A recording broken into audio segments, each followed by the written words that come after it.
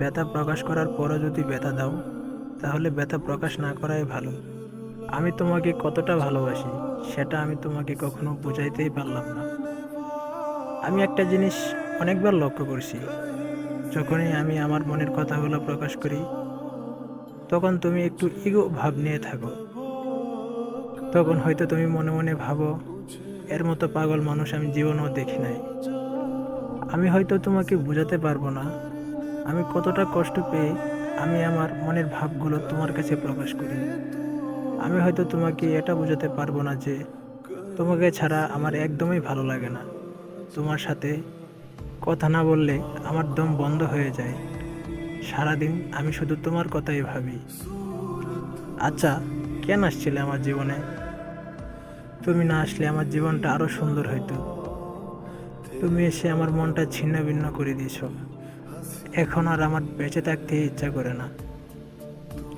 যদি ছেড়ে যাওয়ার ইচ্ছা থাকে, তাহলে কখনো কারো জীবনে এসো না, কারণ মানুষ না পাওয়ার যন্ত্রণা সহ্য করতে পারে, কিন্তু পেয়ে হারানোর যন্ত্রণা সহ্য করতে পারে না।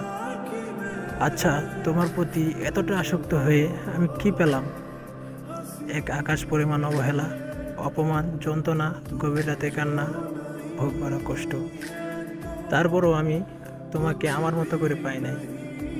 তুমি চাইলেই পারতে আমাকে আগলে রাখতে, তুমি চাইলেই পারতে আমাকে ভালোবাসতে, কিন্তু তুমি ভালোবাসার নাম করে শুধু অভিনয়ই করছো। কতটা নিষ্ঠুর ছিলে তুমি, যে কিনা তোমার জন্য সব কিছু করতে প্রস্তুত থাকতো, তুমি দিন শেষে তার মনে আঘাত করছো। একদিন তুমি ঠিকই মিস করবে আমার রাগ, অভিমান আর বাজে স্বভাবগুলো। মনে রেখো, নকল মানুষের অতিরিক্ত মিষ্টি কথার থেকে আসল মানুষের রাগী কথা অনেক ভালো। তোমাকে যখন আমার খুব বেশি মনে পড়বে, তখন আমি একা একা বসে কাঁদবো, তবুও আর কোনোদিন বিরক্ত করব না তোমাকে। বাট যেদিন তুমি বুঝতে পারবা আমার মতো মায়া করে তোমাকে কেউ কখনো ভালোবাসে নাই, বলে রাখলাম, আমাকে হারানোর আফসোসটা তুমি সেদিনই বুঝবা। একটা কথা কি জানো, জীবনে এমন একটা মানুষ পাওয়া ভাগ্যের ব্যাপার, যে কিনা তার চোখ দেখলেই বলে দিবে সে কি চাই আর সে কিসে কষ্ট পায়। যাই হোক, আজকের পর থেকে আমাকে আর কোনো কল বা এসএমএস দেওয়ার দরকার নাই। আই মিন, আমার এই এসএমএসটা পাওয়ার পর আমাকে কোনো রিপ্লাই দেওয়ার দরকার নেই। মানুষ চাইলেই ব্লক করে সম্পর্ক নষ্ট করতে পারে, কিন্তু কখনো কারো মায়া কাটাতে পারে না।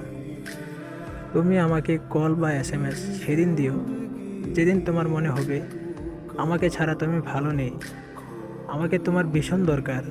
সেদিন আমি ছুটে আসবো তোমার কাছে। আপাতত বিদায়। আর সবশেষে একটাই কথা, এত গুরুত্ব দেওয়ার পরও যার আপন হতে পারে নাই, তাকে জানাই কৃতজ্ঞতা।